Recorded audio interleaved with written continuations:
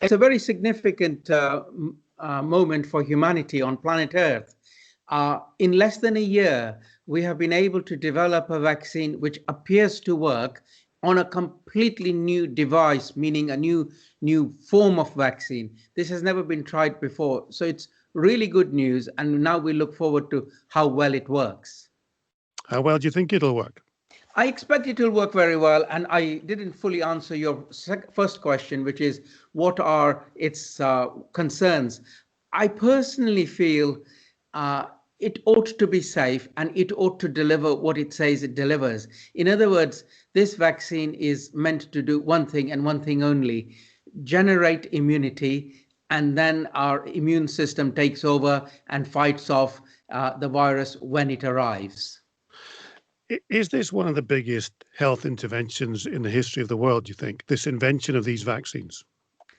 Vaccines come very high up on the list of interventions by humanity and mankind. But actually, clean water, sanitation, shelter are also equally important interventions that have enabled human population to progress and prosper. Dr. Barrett, give me a glimpse over the next months as to what you think might happen. Give me a chronology if you can, possibly.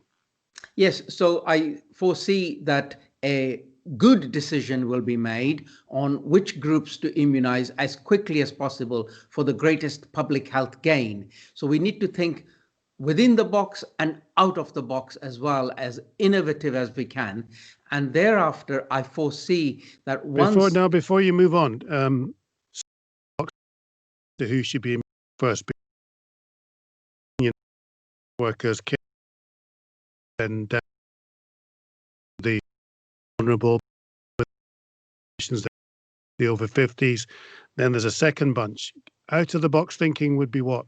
So the out of the thinking box is simultaneously you also immunize a large number of otherwise mobile and out and about people, because they can also be what you would call a reservoir of the virus. And if you immunize a large number of these people, then what happens is the synergistic benefits to the other vulnerable group of people is also there.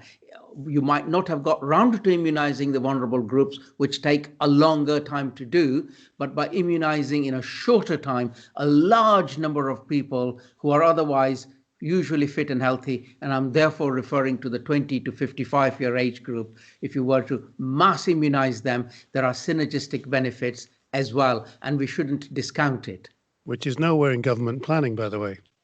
Well, people like myself will be pushing for you need to think within the box and out of the box as well. And I'm not making this up, because there are good literature and protocols and papers on this very issue of the greatest gain for the greatest number in the shortest possible time.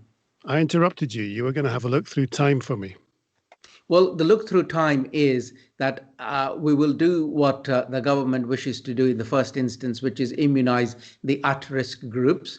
And so there will be a slow and steady start with the at-risk groups as identified.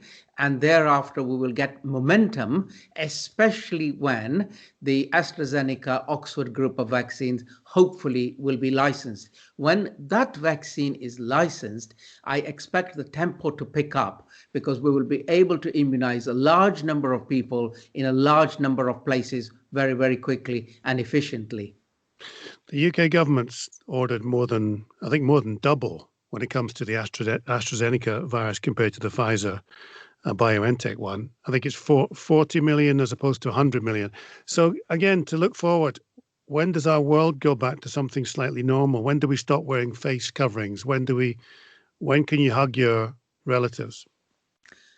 We need to be cautious, because what we want to also do is observe and monitor people in real time now that we've immunized them, and find out how good, how effective the vaccine is. If it provides good protection and the virus load goes down, that will be a wonderful outcome. There may be another outcome, which is it prevents severe illness, but it doesn't prevent you from getting a mild illness and being infectious. So we will need to have our watchfulness continued for several months from now. And I don't think we should be dropping our guard just because the vaccine's around the corner. So I feel I can see much better outlook in 6 months from today. Thank you, my friend. Thank you for talking to me. Appreciate it. Pleasure. Thank you. Bye-bye. Bye.